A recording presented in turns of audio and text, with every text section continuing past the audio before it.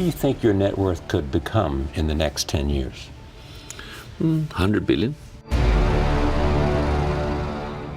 I'm going to be the richest guy in the world simply because of what I built, okay?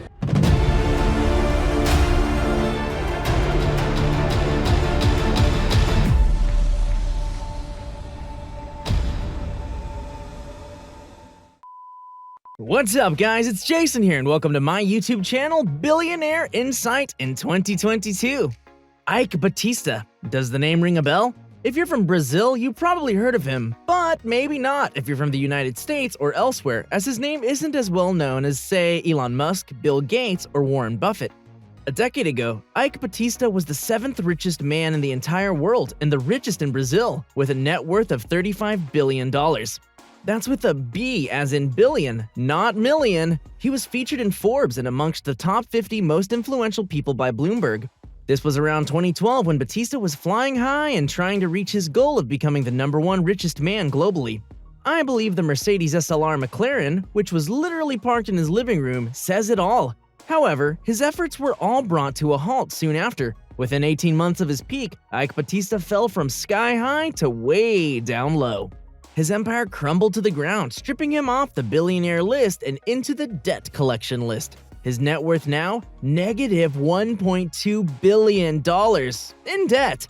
Basically, his FICO score went from a perfect 850 to a negative 850, to say the least. FICO score? More like fecal score.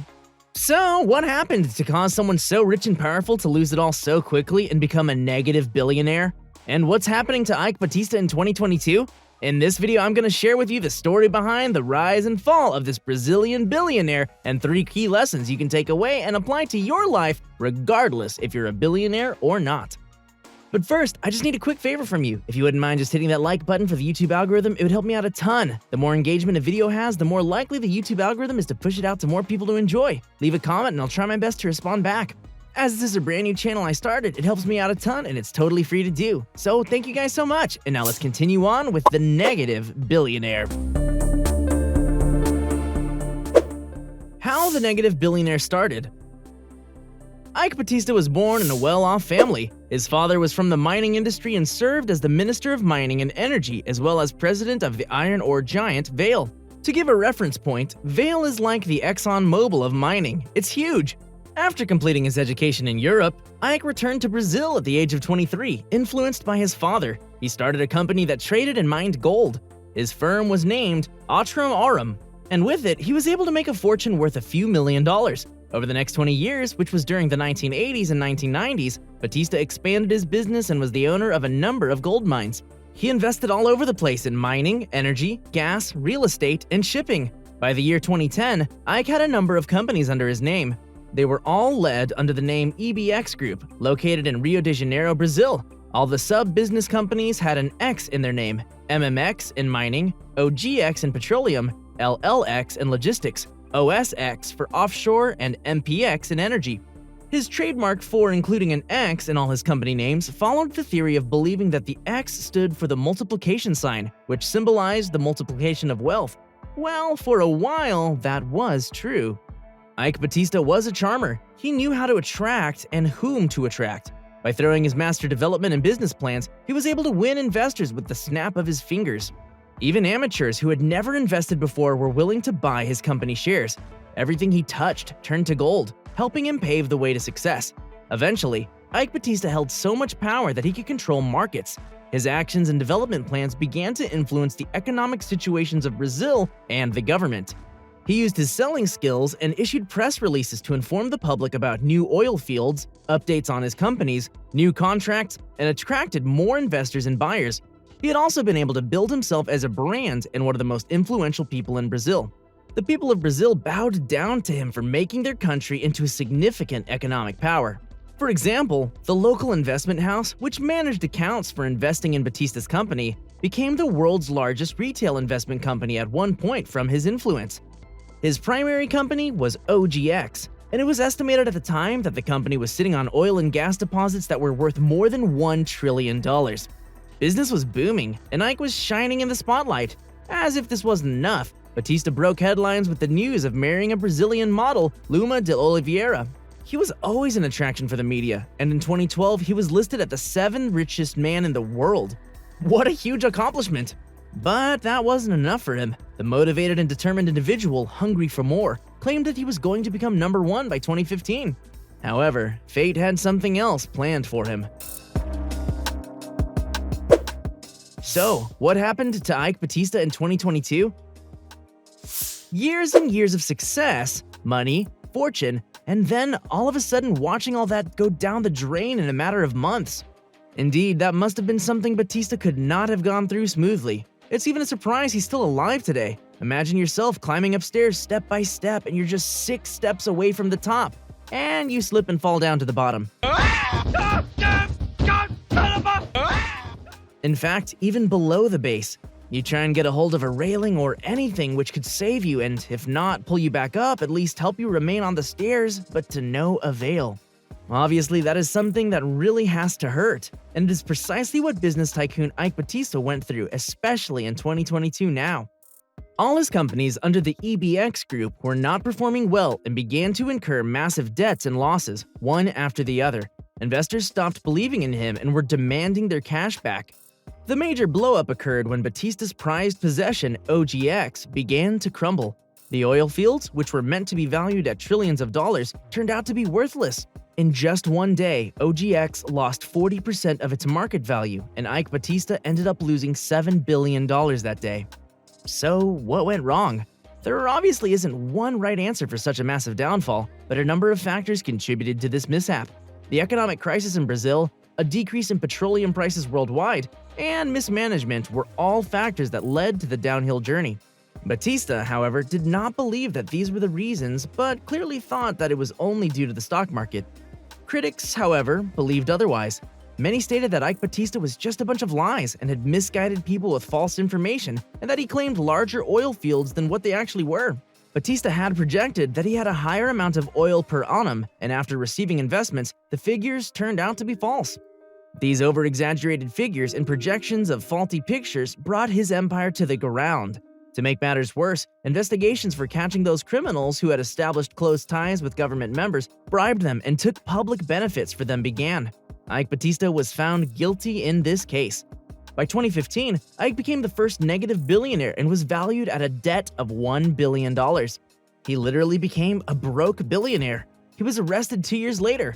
The years ahead were spent in and out of jail for him, and the rest of the time he was placed under house arrest. He was accused of bribery, money laundering, and insider trading. In 2019, he was arrested again for trading Bitcoin in his wife's name, and today he's still trying to relaunch businesses to investor skepticism. Things are still not yet solved in early 2022. He's still being accused of manipulating markets in Brazil, Ireland, and Canada, and his mining company MMX has finally declared formally bankrupt in May 2021. In December 2021 and going into 2022, it was claimed from the Pandora Papers that were leaked, Eike owed $700 million in taxes. Ouch! Other news in 2022 so far, Eike's personal assets are still in the process of being liquidated. It might be tough for Eike Batista to make a comeback in 2022. Lessons learned. So, what are the billionaire mistakes we can learn from? Although none of us have probably had as volatile of a life as Eike Batista, there are a number of takeaways that we can learn so we don't have to go through a downturn as dramatic as his, regardless of how much money we have. These may seem like simple rules, but trust me, easier said than done. Lesson number 1, diversification. You may have heard of the saying, don't put all your eggs into one basket. Batista had allocated all his resources into one sector, which was oil and mining. As that went tumbling down with commodity prices falling, so did the rest of his empire and all of his wealth. To make matters worse, Batista had made personal guarantees to guarantee company loans. In addition, Batista had taken huge loans at his company. Leverage always magnifies returns, so when things went haywire, banks and investors came after his personal assets. Hence, diversification is essential to be able to grow and maintain your wealth through good and bad times. And don't provide personal guarantees to your company or businesses. We might all need to follow this advice in the crypto bloodshed of 2022 so far. Lesson number 2, slow and steady wins the race. Patience is an important virtue, and for any business, there is a fixed rule that a strong foundation is only built with patience and concrete goals. It is absolutely okay if others race past you and get ahead. Every business has its own pace at which it grows. Batista had aimed to become the richest man in the world, and he was willing to go to any extent to achieve that goal as soon as possible. Setting realistic goals with the right amount of risk management with facts and figures to back them up is absolutely compulsory for a business. Empty promises and lies were made to investors to get rich quick.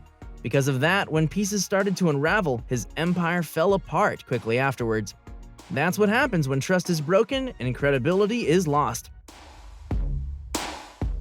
Lesson number 3: being humble. One of the main reasons for Batista's downfall was his overconfidence in himself. Watching himself rise to such extents made him think that he was undefeatable and made him believe that there was nothing that could possibly go wrong in his business. What he forgot was that luck plays a significant part in success, and if you misuse it in fraudulent ways, it eventually comes back to get you. Studies and research have proven that one of the qualities of a successful leader is being humble and down to earth. Bill Gates stands as our most remarkable example today. Rather than boasting and showing off your achievements, it is better to stay humble. You never know when things could go wrong. Keep your feet on the ground and remember that you depend on a lot of other factors to maintain your success. As Steve Jobs once famously said, stay humble and stay foolish. Conclusion. And that brings us to today. Now you know the story behind Eike Batista. Batista had an incredible life as a successful entrepreneur and is now on record of being the first negative billionaire in the world and as one of the many billionaires who are broke. So, with that said, thank you so much for watching my video. There was a significant amount of research and production that went into making this video possible, so if you wouldn't mind giving the video a like and leaving a comment in the YouTube section below, it would really help me out a lot. Do you think it's better to have been rich and lost it all, or to have never been rich at all? What do you think of this Brazilian billionaire's life story? Be sure to check out some of my other videos, like the rise and fall and rise again of Radio Shack in 2022, and the rise and fall of Jack Ma. Thank you again for watching and stay tuned for another episode of Company Insight next week.